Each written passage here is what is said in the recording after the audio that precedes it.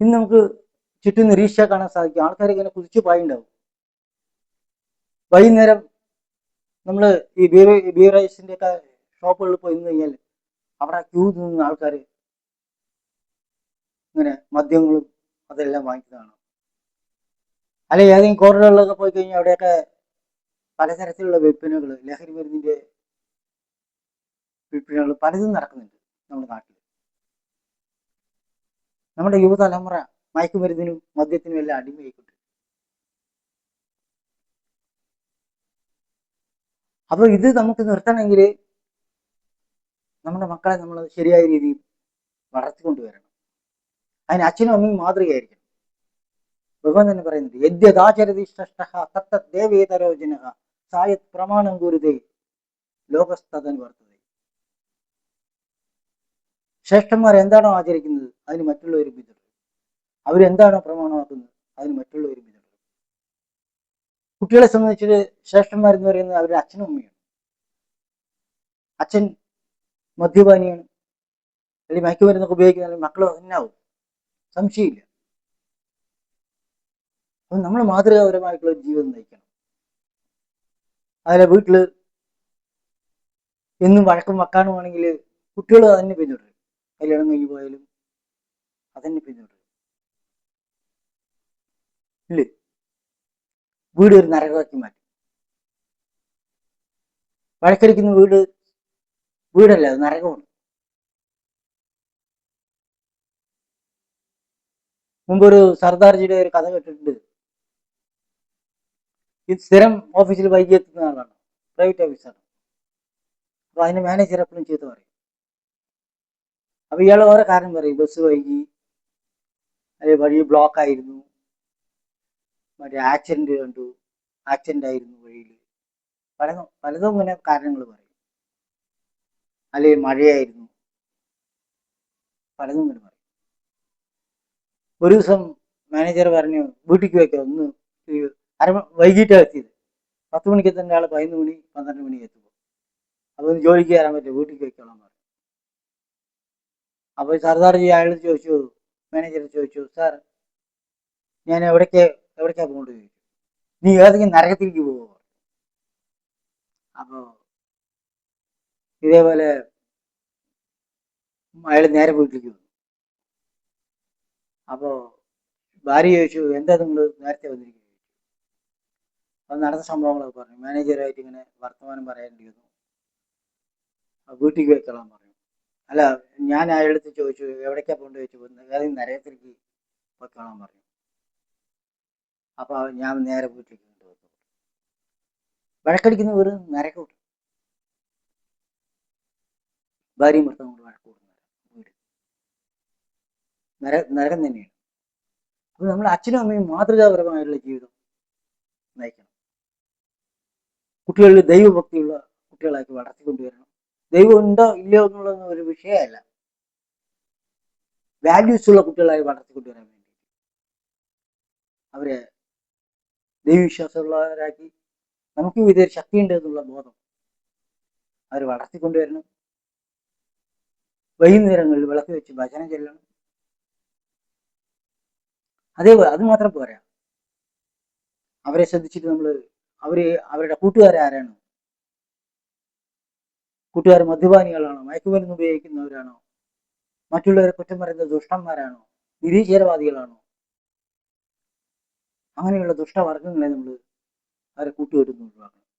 അല്ലെങ്കിൽ മുല്ലപ്പൂപ്പടിയേറ്റ് കിടക്കും കല്ലിനുമുണ്ട് ഒരു സൗകര്യം പറഞ്ഞ പോലെ മക്കളും അതേപോലെ തന്നെ ആവും. മദ്യപാനിന്റെ കൂടെ കൂട്ടുകാരന് മദ്യപാനിയാവും, മയക്കുമരുന്ന് ഉപയോഗിക്കുന്നതാണെങ്കിൽ മയക്കുമരുന്നിന്റെ അടിമയാവും, കുറ്റം പറയുന്ന ആളാണെങ്കിൽ കുറ്റം പറയുന്ന ആളായി, സ്ത്രീ ലംബടനാണെങ്കിൽ സ്ത്രീ ലംബടനായി മാറും. അല്ലെങ്കിൽ ഓപ്പോസിറ്റ്. അല്ലെങ്കിൽ ദൈവമില്ല പറയുന്ന ആൾക്കാരാണെങ്കിൽ അതേപോലെ തന്നെ ആവും, ദൈവമില്ല. പിന്നെ അങ്ങനെ പല കാര്യങ്ങളും. ഒരു ചെറുപ്പ സമയങ്ങളിൽ കുട്ടികൾക്കൊരു ടീനേജ് ആകുമ്പോൾ അവരൊരു ആദർശശാലിയാണെന്നൊക്കെ തോന്നുന്നു. ഈ സമൂഹത്തെ മാറ്റിമറിക്കണം, പലതും ചെയ്യാന്നൊക്കെ തോന്നും. ഞാൻ വലിയ ആദർശശാലിയാണ്. ഒരു ആദർശത്തിന്റെ സമയമുണ്ട്, ഒരു ടീനേജ്. അത് കഴിഞ്ഞ് കുറെ കഴിഞ്ഞ് കഴിഞ്ഞാൽ മറ്റുള്ളവരുടെ ചെറുപ്പമൊക്കെ ആയി കഴിഞ്ഞാൽ ഒരു യുവത്വമൊക്കെ ആയി കഴിഞ്ഞാൽ മറ്റുള്ളവരുടെ ഉയർച്ച ഭയങ്കര ഇറിറ്റേഷനും അസൂയവും അവർ താഴ്ത്തിക്കെട്ടാൻ നോക്കും. അങ്ങനെയല്ല,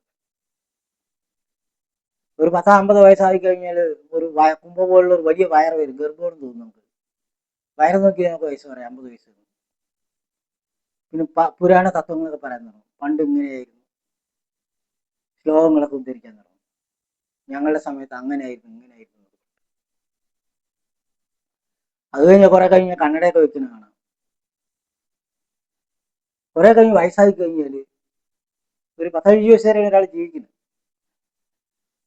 പിന്നെ കണ്ണിന്റെ കാഴ്ച പോവും, കാത് കേൾക്കാണ്ടാവും. പൊറോട്ടയും ഇതൊക്കെ അരഞ്ഞ് കഴിക്കുകയാണെങ്കിലും ചില്ലി കഴിക്കുകയാണെങ്കിലും അതിന്റെ എന്താ അതിന്റെ രസം, ടേസ്റ്റ് പോലും അറിയാണ്ടാവും. മറ്റേ ഇത് അംഗഭംഗങ്ങളൊക്കെ പിന്നെ അഴിഞ്ഞ് മറ്റേ കൈ വേദന, കാല് വേദന, മുട്ടുവേദന, വയറുവേദന, ഓരോ സ്ഥലത്ത് ഏതൊക്കെ അവയവം ഉണ്ടെന്ന് അയാൾക്ക് തോന്നുന്നുണ്ട് അവിടെയൊക്കെ വേദനയായിരിക്കും.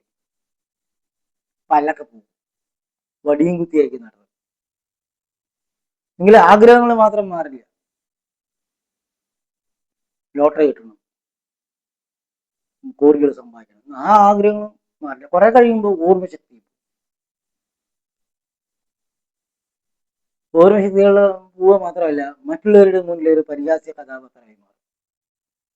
നമ്മളെന്തെങ്കിലും അഭിപ്രായം പറഞ്ഞ് ഒരാളും കേൾക്കുകയില്ല. ഇങ്ങനെ ഒരാൾ ജീവിച്ചിരിക്കണ്ടെന്ന് തന്നെ ആരും മൈൻഡ് ചെയ്യില്ല. ചെറിയ കുട്ടികളെ പോലെ ഒരു 50 വയസ്സ് കഴിഞ്ഞ് വളർച്ച താഴോട്ടാണ്. നല്ല പ്രായമായി കഴിഞ്ഞ് പിന്നെ മറ്റേ ഈ പ്രസവിച്ച കുട്ടിയുടെ ആ സ്ഥിതി, പിന്നെ ബെഡിൽ തന്നെ കിടന്ന് അപ്പിയിടും, മൂത്രമൊഴിക്കും. ഇങ്ങനെ ഒരാളുണ്ടെന്ന് ആർക്കും അറിയില്ല, ആരും മൈൻഡ് ചെയ്യില്ല. ബടിയും കുത്തി നടക്കേണ്ടി വരും, ഓർമ്മ പോവും, പല കാര്യങ്ങളും. അപ്പൊ ഉള്ള സമയങ്ങൾ ഈ നീർക്കുമുള ഈ ജീവിതം മറ്റുള്ളവർക്ക് മാതൃകയായി സന്തോഷത്തോടെ ജീവിക്കുക. യദ്യദാചരതേ ശ്രേഷ്ഠഃ തത്തദ്ദേവേ തരോജനഃ സാ പ്രമാണം കുരുതി ലോകസ്തദനുവർത്തതേ. മദ്യപാനത്തിനും മയക്കുമരുന്നിനും അടിമയായിട്ടുള്ള തലമുറ സമൂഹത്തിന് ശാപമാണ്.